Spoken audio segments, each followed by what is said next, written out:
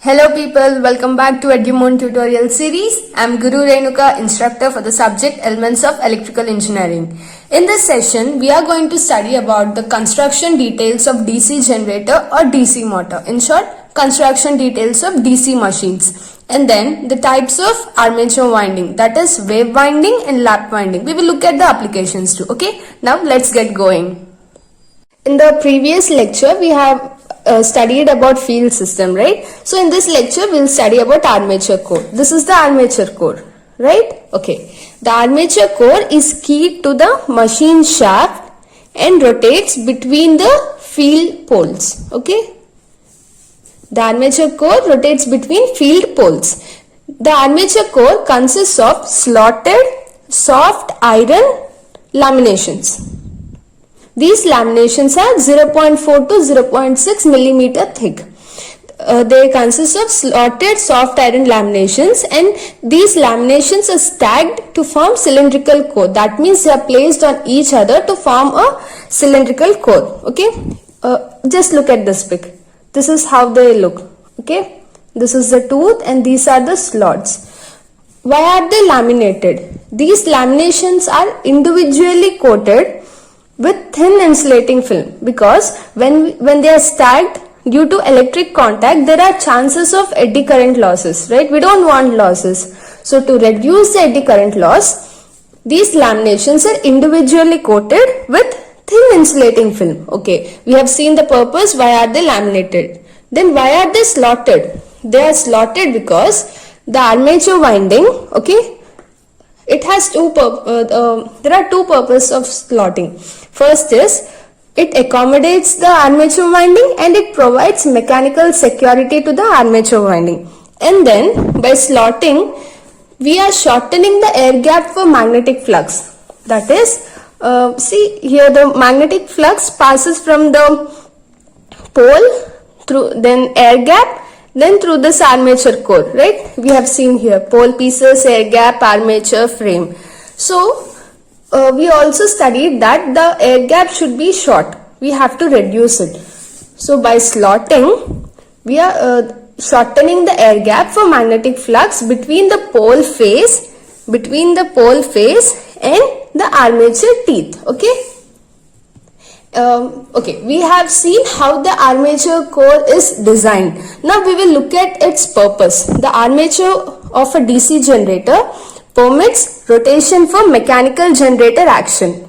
It houses conductors in which EMF is induced. That is what we have seen here. The armature winding, which is a conductor, right? It is accommodated and it is provided with mechanical security. That is, armature of DC generator houses conductors in which EMF is induced. Now, it provides low reluctance path for the magnetic flux. That is what we have discussed here. Shorter air gap for magnetic flux. Shorter air gap, so low reluctance path, right? So, the armature of a DC generator provides low reluctance path for the magnetic flux. Armature, its position, then how it is designed and its purpose. Simple, okay? Armature winding. Just now I have told you that the slots of armature core accommodates and provides mechanical security to the armature winding, right? That is what it is written here. The slots of the armature core hold insulator conductors that are connected in a suitable manner, and this is called armature winding. What is this suitable manner? Armature conductors are connected in series parallel, not series or parallel, it is series parallel. They are connected in series so as to increase voltage, okay, and they are connected in parallel paths to increase current. Hence, they are connected in series parallel. Okay, the armature winding is a closed circuit winding, you know. This is because it means the conductor is being connected in a symmetrical manner, forming a closed loop or series of closed loops. This is about armature winding. Now let us look at commutator. Commutator, in the previous lecture I have told about commutator. It has two segments, C1 and C2. These two segments are separated by a thin mica sheet, right? If you remember, Okay, we'll look at that again. Okay, no problem. Commutator, it is a mechanical rectifier which converts the alternating voltage generated in the armature winding into direct voltage across the brushes. This thing we have learned in detail in the previous lecture in the working of commutator, if you remember. So, commutator is a mechanical rectifier. It converts alternating voltage into direct voltage. This alternating voltage is generated in the armature winding and the direct voltage is across the brushes. What are brushes? We'll look within few minutes, okay? And this commutator, it is made up of copper segments insulated from each other by mica sheets, mica or mica, whatever way you pronounce. Okay, copper segments insulated from each other by mica sheets mounted on the shaft of the machine. Okay, its design and where it is placed. Okay, the armature conductors. Okay, the armature conductors are soldered to the commutator segments in a suitable manner to give rise to armature winding. So, when these armature conductors are soldered to the commutator segments in a suitable manner, that is how it forms armature winding. So, what are the suitable manner? What is the suitable manner? That is lap winding and wave winding. We will learn about this also. Okay, this is about commutator. Then brushes. What is the okay? We have learned about brushes also, that they connect the external load circuit to the commutator. If you remember, same thing. Brushes, its purpose is to ensure electrical connections between rotating commutator and the stationary external load circuit. This thing have represented in a drawing, in a diagram too. Okay, these brushes are made up of carbon and they rest on the commutator. So we have seen the purpose and the material with which they are made and where they are placed. Okay, now we'll look at what brush pressure is. Okay, the brush pressure is adjusted by means of adjustable springs. If the brush pressure is very large, the friction produces heating of the commutator and the brush. We don't want that, heating of the commutator and the brush.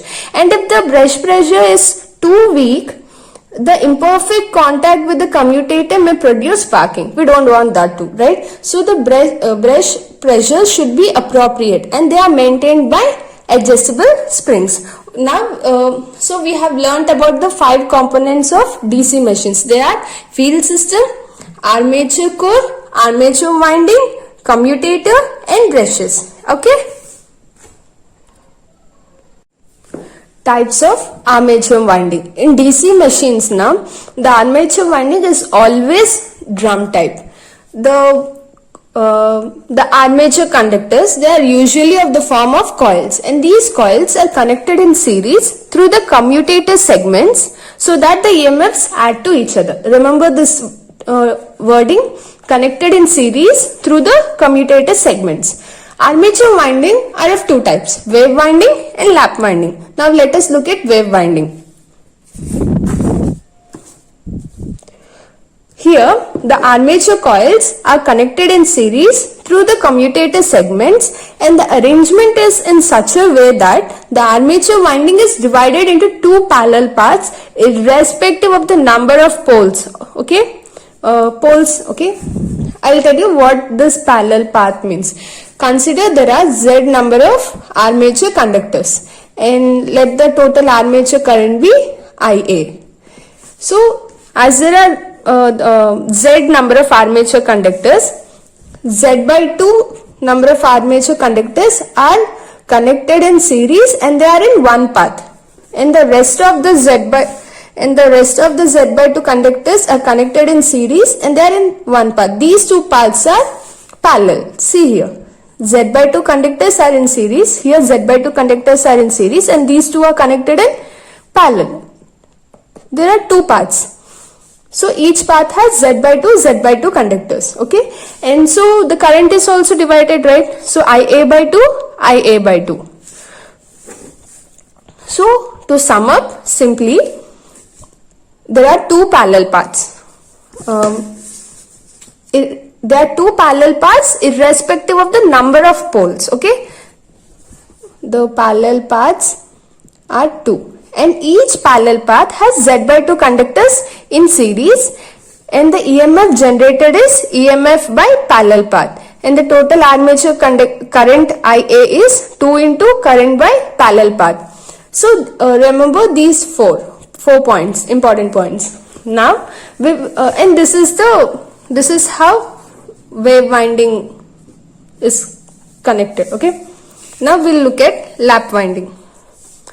In lap winding, armature coils are connected in series through commutator segments, and the arrangement is in such a way that armature winding is divided into as many parallel paths as number of poles of machines. That is, say if there are same Z number of armature conductors and IA be the total armature current, same.